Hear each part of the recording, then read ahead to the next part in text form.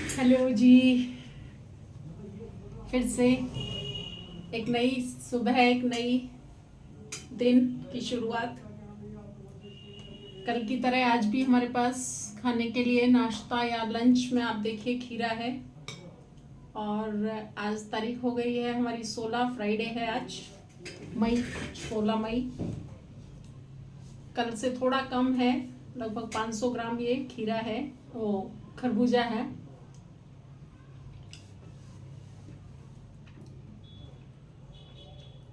कल दोपहर को 600 ग्राम खरबूजा हमने खाया था।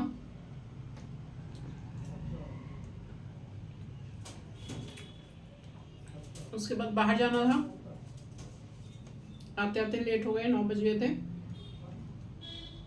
मैंने लगभग 3 बजे के आस 3:30 बजे केला खाया था।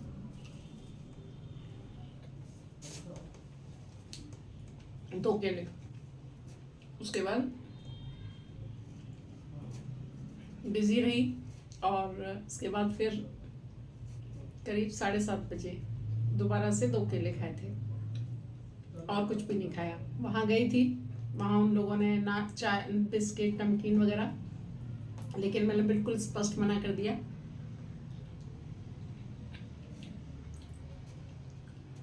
क्योंकि कोई भी चीज़ एक दाना भी लेना मतलब अपने डाइजेस्टिव सिस्टम को एक अलग दिशा में मोड़ देना है। और सिर्फ डाइजेस्टिव सिस्टम को नहीं, अपने मन को भी। अगर मन को हम थोड़ा सा देते हैं ना तो मन लालच करता है, फिर मन कहता है और भी ज़्यादा चाहिए। तो ये लालच नहीं देना चाहिए।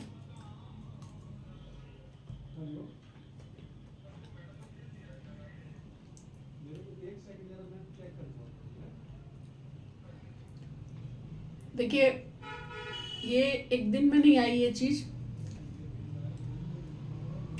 जो मैं इस तरह का भोजन करूं। ये पिछले 1 साल से चाह थी, इच्छा थी, लेकिन कभी कोई फंक्शन आ गया, कभी किसी के यहाँ चले गए। और सबसे ज़्यादा जो मन ललचाता है वो ललचाता है घर से बाहर निकलते हुए। आजकल तो अगर आप मेट्रो स्टेशन पे भी जाएंगे ना दिल्ली में, तो हर मेट्रो स्टेशन पे बहुत खाने पीने की चीज़ें लगी हुई होती हैं। समोसा, सिंग, और कौन कौन से हैं पता नहीं, हीरा स्वीट्स वगैरह, हल्दीराम, ये सब लगे हुए थे। इन पे कितनी सारी चीज़ें खाने पीने की।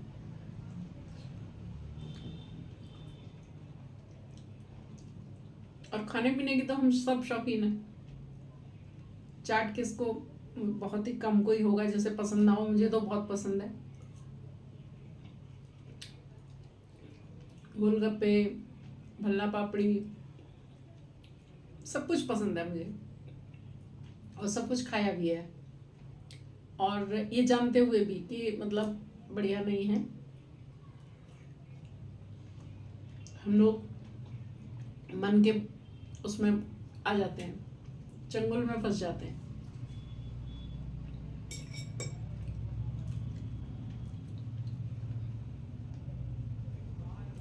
लेकिन देखिए, शरीर हमारा सबका बहुत स्ट्रांग है, बहुत साइंटिफिक है, बहुत साथ देता है।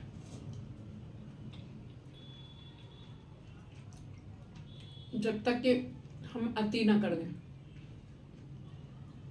कई बार देखा है ना अपने खाने पीने का, कोई ओवर वो रहता है। मैंने कभी खाया है तो मैं कॉन्शियस रहती हूँ कि ये मैंने चीज़ ऐसी खा ली है, अब इसके लिए मुझे थोड़ा सा संयम रखना चाहिए। थोड़ा नेक्स्ट जो डिनर है, ऐसा नहीं हो सकता कि लंच में भी बहुत और डिनर में भी बहुत और ब्रेकफास्ट में भी बहुत, ऐसा नहीं। कई लोग टाइम से खाना खाते हैं, उनको पेट का पता नहीं होता कि पेट क्या चाह रहा है, क्या नहीं मांग रहा।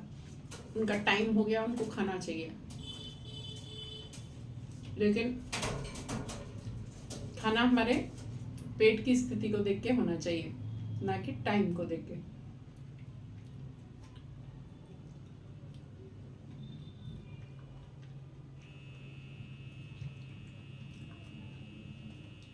डाइजेस्टिव सिस्टम को, अपने स्टोमक को, अपने इंटेस्टाइन को हमें ज़रूर, देखिए हमारे अंदर घट रहा है ये,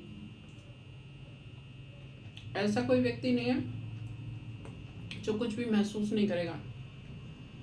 अंदर एक छोटी सी भी कोई चीज़ हम खाते हैं तो हम फील करते हैं कैसा फील हो रहा है, खाते समय हमें स्वाद क्या आ रहा है, अंदर वो जा रहा है, और उसकी क्वालिटी।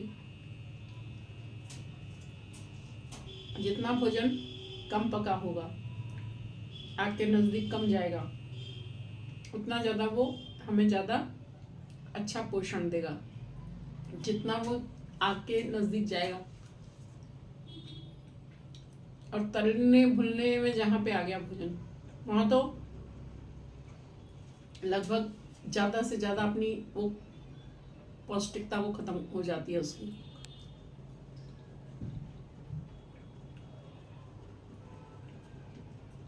भोजन में जो प्राण की मात्रा है ना, शुद्धता, ताजगी, जीवन, वो सबसे ज़्यादा इस फॉर्म में रहता है जब उसको बिल्कुल आग पे पकाया ना जाए या किसी भी प्रोसेस में ना डाला जाए। और जो ऐसे भोजन है जो बिल्कुल पैकेट बंद हैं और जिनको आप 2 दिन, 4 दिन, 10 दिन बाद भी खा सकते हैं, तो आप सोचिए उसमें प्राण की मात्रा कितनी है।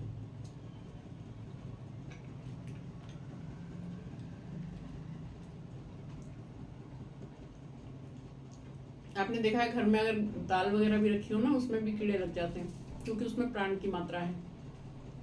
और जो प्रोसेस्ड होके जो पैकेट में बंद होते हैं उनमें कहाँ रह जाती है प्राण की मात्रा।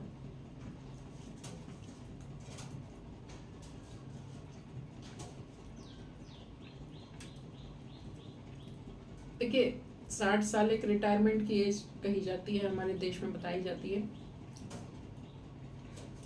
और 60 साल के बाद इंसान को लगने लगता है कि हाँ, गवर्नमेंट में भी बोल दिया जाता है कि अब आप रेस्ट करिए।